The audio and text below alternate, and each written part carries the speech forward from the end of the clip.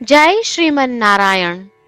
રામાનુજદાસ શ્રીમાન ગટ્ટુ વેણુગોપાલ સ્વામી દ્વારા વર્ણન કરેલ શ્રીમદ ભગવદ્ ગીતાનું ગુજરાતી ભાષાંતર હું આપને કહી રહી છું.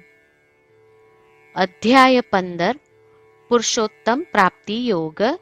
શ્લોક 15. સર્વસ્ય ચાહમ હૃદિ સન્નિવિષ્ટો મત્તસ્મૃતિઃ જ્ઞાનમપોહનંચ વેદૈશ્ચ સર્વૈઃ અહમેવ વેદ્યો વેદાંતકૃત વેદવિદેવ ચાહમ. ઓમ. ગીતાચાર્ય શ્રી કૃષ્ણ પરમાત્મા અર્જુન સાથે આપણને બધાને પુરુષોત્તમ પ્રાપ્તિ યોગ શીખવી રહ્યા છે. પરમાત્મા કહે છે, અર્જુન, હું સર્વે જીવોના હૃદયમાં આંતરિક આત્મા સ્વરૂપે સ્થિત છું. મારા કારણે જ સર્વે જીવોમાં સ્મરણ શક્તિ, જ્ઞાન, કલ્પના અને વિસ્મૃતિ છે. હું જ બધા વેદોમાં જણાવાયેલો છું. બધા વેદોના અધ્યયનથી પ્રાપ્ત થનાર હું જ છું અને સર્વે વૈદિક કર્મોનું ફળ આપનાર માત્ર હું જ છું. સર્વે વેદ અને ઉપનિષદોના ગહન અર્થને જાણનાર માત્ર હું જ છું. આ પ્રમાણે શ્રી કૃષ્ણ પરમાત્મા ઘોષિત કરી રહ્યા છે કે તેઓ સર્વે જીવોના હૃદયમાં સ્થિત છે અને તેમનાથી જ જીવન માટેના આવશ્યક જ્ઞાનનો જન્મ થાય છે. તેથી ચાલો આપણે સમજીએ કે એ શ્રી કૃષ્ણ પરમાત્મા જ છે જેઓ વૈદિક અનુષ્ઠાન કરનારને ફળ આપે છે. શ્રી કૃષ્ણ પરમાત્મા જ સર્વે વેદો દ્વારા જણાવાયેલા છે અને એકમાત્ર તેઓ જ વેદ અને ઉપનિષદોના અર્થો જાણે છે. આ ભગવદ્ ગીતા દ્વારા જ શ્રી કૃષ્ણ પરમાત્મા જે કંઈ કહે છે તે વાસ્તવિક અને સાચું જ્ઞાન છે. શ્રી કૃષ્ણ પરમાત્માના ઉપદેશોનું મનન કરતા, શ્રી કૃષ્ણ પરમાત્માનું શરણ લઈ આપણા જીવનને અર્થપૂર્ણ બનાવવાનો પ્રયાસ કરતા ચાલો આપણે બધા શ્રી કૃષ્ણ પરમાત્માના શબ્દોનું આ શ્લોક સ્વરૂપે પુનરાવર્તન કરીએ.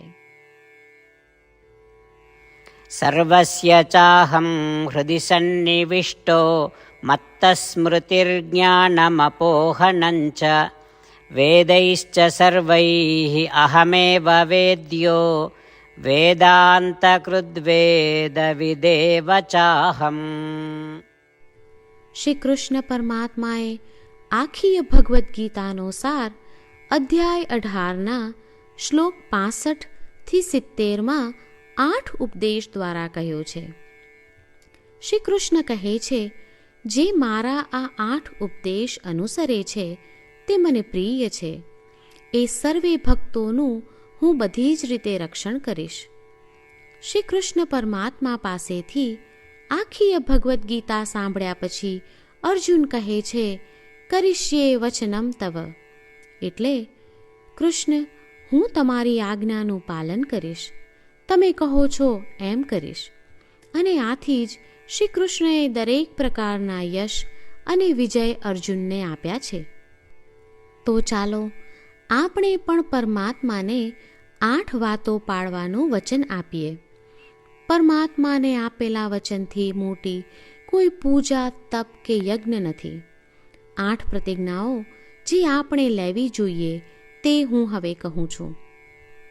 આપ સૌ પણ એનો મન અને હૃદયથી વિચાર કરો.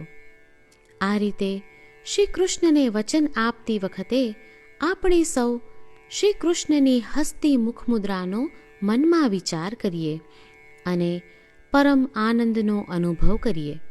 જય શ્રીમન નારાયણ. આપણા 8 વચનો આ પ્રમાણે છે. આપણું પહેલું વચન, હે શ્રીમન નારાયણ, તમારા ઉપદેશ પ્રમાણે હું હંમેશા તમારું ધ્યાન અને ચિંતન કરીશ. આપણું બીજું વચન, હે શ્રીમન્નારાયણ, તમે કહ્યું છે તેમ હું સદાય તમારી ભક્ત રહીશ. આપણું ત્રીજું વચન: હે શ્રીમન્નારાયણ, હું મારા કર્મો તમને સંતોષ થાય તેમ અને તમારી સેવા માટે કરીશ. આપણું ચોથું વચન: હે શ્રીમન્નારાયણ, તમે અનુસરવા કહ્યું છે તેમ મને પૂર્ણ શ્રદ્ધા છે કે હું તમારી છું. હું સદાય મારા હાથ જોડી તમને નમસ્કાર કરીશ, તમારી ભક્તિ કરીશ. આપણું પાંચમું વચન: હે શ્રીમન્નારાયણ, હું તમારા શબ્દો યાદ કરું છું. મામેકમ શરણમ વ્રજ, તમે તમારી શરણમાં આવવા કહ્યું છે. શ્રીમન્નારાયણ, હું માત્ર તમારા જ શરણમાં છું.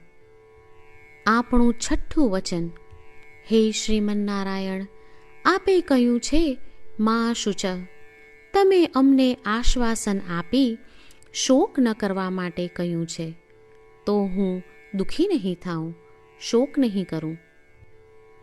આપણું સાતમું વચન: હે શ્રીમન્નારાયણ, અમારા કલ્યાણ અર્થે આપે શ્રીમદ્ ભગવદ્ ગીતા રૂપી આશીર્વાદ આપી અમારા સૌ પર કૃપા કરી છે, તો હું દરરોજ ઓછામાં ઓછો એક શ્લોક વાંચીશ અથવા સાંભળીશ એવો સંકલ્પ લઉં છું. આપણું આઠમું વચન: હે શ્રીમન્નારાયણ, હું ગીતાના દૈવી શબ્દો એ ભક્તો સુધી પહોંચાડવાનો પ્રયત્ન કરીશ જેઓ ગીતાથી અજાણ છે. હે શ્રીમન્નારાયણ, તમે કહ્યું છે તેમ કરીશ, તમે કહ્યું છે એમ વર્તીશ અને તમારા માટે જ કર્મ કરીશ. શ્રીમન્નારાયણને આપેલું વચન કે દરરોજ તમે કહ્યું છે એમ કરીશું, એ જ એક મહાન પૂજા છે. તો ચાલો આપણે સૌ દ્રઢ શ્રદ્ધા સાથે પ્રભુ પાસે એક સંકલ્પ લઈએ. શ્રીમન્નારાયણ, કરીશ્યે વચનમ તવ. શ્રીમન્નારાયણ, હું તમારી આજ્ઞાનું પાલન કરીશ. સર્વમ શ્રી કૃષ્ણાર્પણમસ્તુ. જય શ્રીમન્નારાયણ. સર્વસ્ય ચાહમ હૃદિ સન્નિવિષ્ટો મત્તસ્મૃતિઃ જ્ઞાનમપોહનંચ વેદૈશ્ચ સર્વૈઃ અહમેવ વેદ્યો વેદાંતકૃત વેદવિદેવ ચાહમ. ઓમ. સર્વસ્ય ચાહમ હૃદિ સન્નિવિષ્ટો મત્તસ્મૃતિર્જ્ઞાનમપોહનંચ વેદૈશ્ચ સર્વૈઃ અહમેવ વેદ્યો વેદાંતકૃદ્વેદવિદેવ ચાહમ. જય શ્રીમન્નારાયણ. તમામ ભક્તોને ખાસ વિનંતી: આપણા જીવનની દરેક બાબતોમાં આપણે તાત્કાલિક અને અસરકારક પરિણામો ઈચ્છીએ છીએ. આ પ્રાપ્ત કરવા માટે ચાલો દરરોજ 1 મિનિટ ફાળવીએ અને નારાયણાસ્ત્રમ વાંચીએ. નારાયણાસ્ત્રમ મેળવવા માટે તેની વેબસાઇટ જે www.narayanaastram.org છે તેના પર જાઓ અને રજિસ્ટ્રેશનમાં તમારું નામ અને ઈમેલ આપો. તમે આપેલા ઈમેલ પર તમને નારાયણાસ્ત્રમ PDF પ્રાપ્ત થશે. PDFમાં રામાયણનો 1 શ્લોક, ગીતાનો 1 શ્લોક અને એક વિષ્ણુ નામ છે. આ 3ને નારાયણાસ્ત્રમ કહેવામાં આવે છે. દરેક વ્યક્તિને આ શ્લોકોનું અલગ અલગ સંયોજન પ્રાપ્ત થાય છે. જ્યારે દરેક વ્યક્તિ 24,000 ભક્તો સાથે તેમના નારાયણાસ્ત્રમને દરરોજ વાંચે છે અથવા સાંભળે છે, ત્યારે સમગ્ર રામાયણનું 1 વાર પારાયણ, શ્રીમદ્ ભગવદ્ ગીતાનું 33 વાર પારાયણ અને વિષ્ણુ સહસ્ત્ર નામનું 24 વાર પારાયણ રોજ પૂર્ણ થાય છે. આ એક અદ્ભુત અને અસાધારણ પરિણામ છે.